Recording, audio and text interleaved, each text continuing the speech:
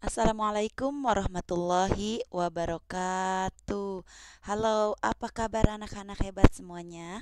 Hari ini kita akan belajar tematik tema 4E, pelajaran PPKN dan IPA. Sebelum kita melanjutkan pembelajaran, yuk kita membaca basmalah bersama-sama. Let's say basmalah together. Bismillahirrahmanirrahim. In the name of Allah, the most merciful, the most kind. Dengan nama Allah yang Maha Pengasih lagi Maha Penyayang. Baiklah anak-anak, materi pembelajaran hari ini yaitu untuk PPKN, yaitu tentang Pancasila sila keempat, dan untuk pelajaran IPA-nya tentang pemantulan pada cermin datar, cermin cekung, dan cermin cembung. Nah, untuk pelajaran PPKN yaitu tentang Pancasila sila keempat. Nah, ini adalah lambang sila keempat. Bunyi sila keempat yaitu kerakyatan yang dipimpin oleh hikmat kebijaksanaan dalam permusyawaratan perwakilan. Simbol sila keempat yaitu kepala banteng. Nah, banteng merupakan hewan yang gemar berkumpul. Kemanapun pergi, banteng selalu berkelompok dengan dipimpin oleh seekor banteng pilihan.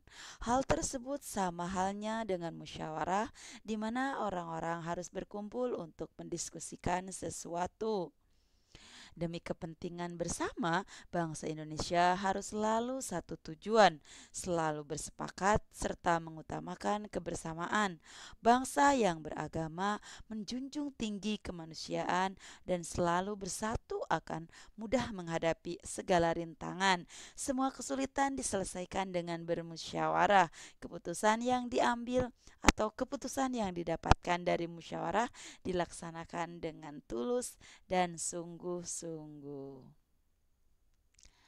Nah, mari kita lanjutkan ke pelajaran IPA-nya ya, yaitu tentang cermin. Tentunya anak-anak setiap hari pasti menggunakan cermin ya. Sebelum berangkat sekolah ataupun setelah mandi, bersih-bersih ya, pasti bercermin terlebih dahulu ya untuk merapihkan penampilan. Nah, cermin ini merupakan benda yang banyak ya kita temui ya dalam kehidupan sehari-hari. Kita pasti sering melihat cermin tuh saat merapihkan pakaian atau kemudian sepeda motor, mobil juga memiliki cermin yang permukaannya melengkung. Misalnya spion yang dapat membantu melihat kondisi jalanan di belakang mobil.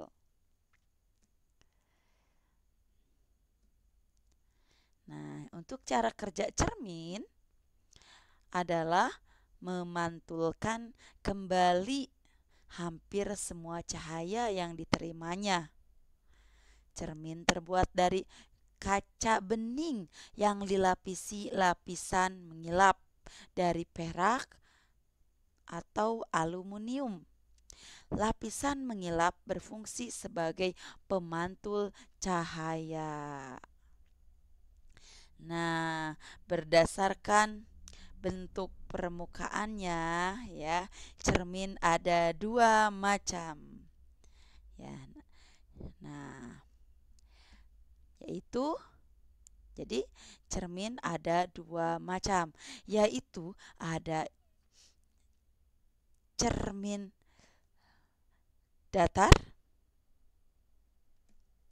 dan cermin lengkung.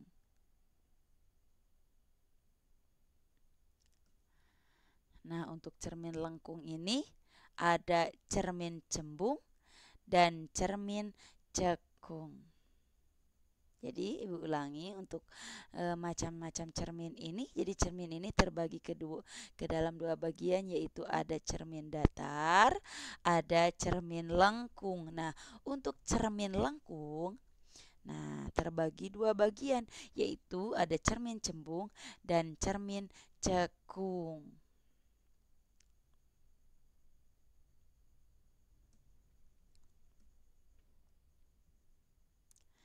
Nah, sekarang kita lanjutkan ke pemantulan cahaya pada cermin. Nah, pemantulan cahaya pada cermin datar kita bagi menjadi 3 bagian, yaitu pemantulan cahaya pada cermin datar, pemantulan cahaya pada cermin cekung, dan pemantulan cahaya pada cermin cembung. Nah, kita jelaskan satu persatu untuk pemantulan cahaya pada cermin datar.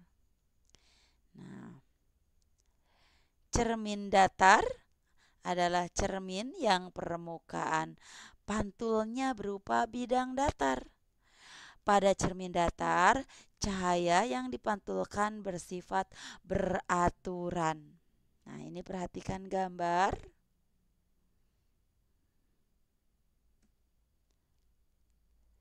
Nah, ya. Jadi cahaya yang dipantulkan bersifat beraturan.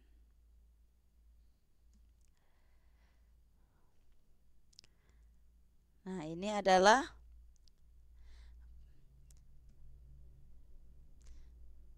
masih pemantulan cahaya pada cermin datar. Perhatikan gambar di bawahnya. Nah, kemudian sifat-sifat bayangan pada cermin datar. Besar bayangan sama dengan besar benda. Jarak bayangan sama dengan jarak benda. Letak bayangan berkebalikan dengan letak benda. Nah, sebelah kanan menjadi sebelah kiri ya, dan sebaliknya. Perhatikan gambar di sampingnya. Nah, kemudian bayangan yang terbentuk adalah bayangan maya atau semu, yaitu bayangan yang tidak dapat ditangkap oleh layar. Nah, ini untuk pemantulan cahaya pada cermin datar. Kita lanjutkan ke pemantulan cahaya pada cermin cekung. Cermin cekung adalah cermin yang permukaan pantulnya berupa bidang cekung. Cermin cekung bersifat mengumpulkan cahaya. Cermin cekung biasa digunakan pada lampu senter dan lampu mobil.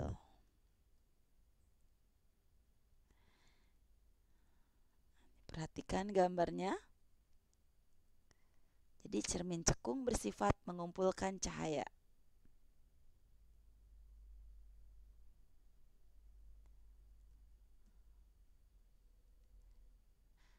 Sekarang pemantulan cahaya pada cermin cekung.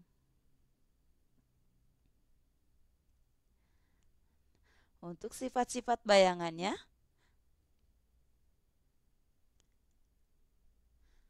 tergantung pada jarak dan letak benda yang ditaruh atau diletakkan di depan cermin. Nah,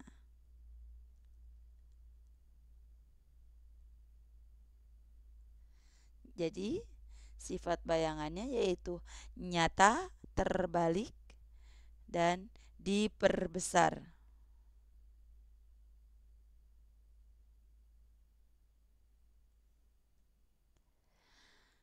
Kegunaan cermin cekung.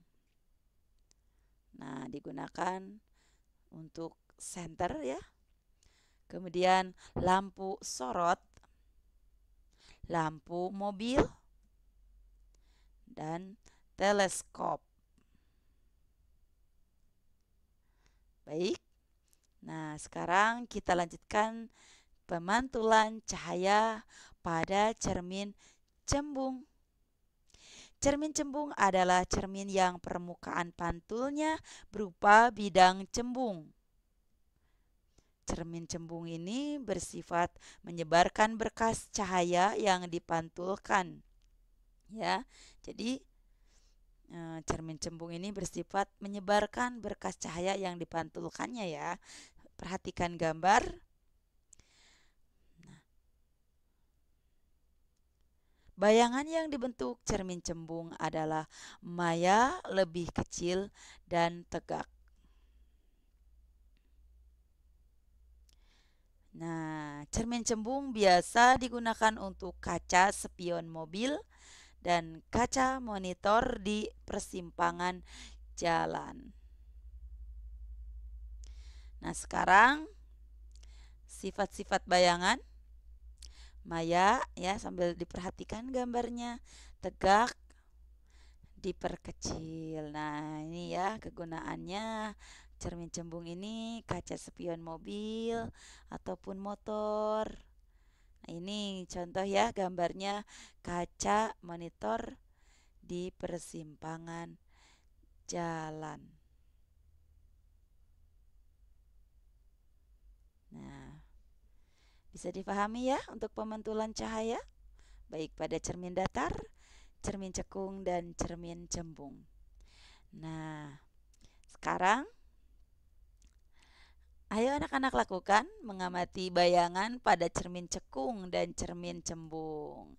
Nah, ini anak-anak bisa melihat bayangan pada cermin cekung ini, cermin cekung ataupun cermin cembung pada sendok.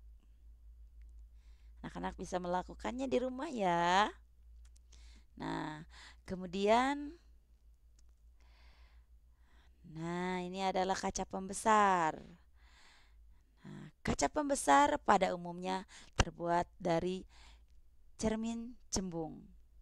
Prinsip kerjanya pembiasan. Nah, mungkin untuk pembelajaran hari ini sampai di sini terlebih dahulu ya, anak-anak hebat semuanya. Untuk hari ini mari kita baca hamdalah together. Alhamdulillahirabbil alamin. Praise be Allah, the Lord of the world. Segala puji bagi Allah, Tuhan semesta alam. Jangan lupa tetap jaga kesehatan, tetap semangat, dan jangan lupa beribadah dan berdoa. Terima kasih. Wassalamualaikum warahmatullahi wabarakatuh.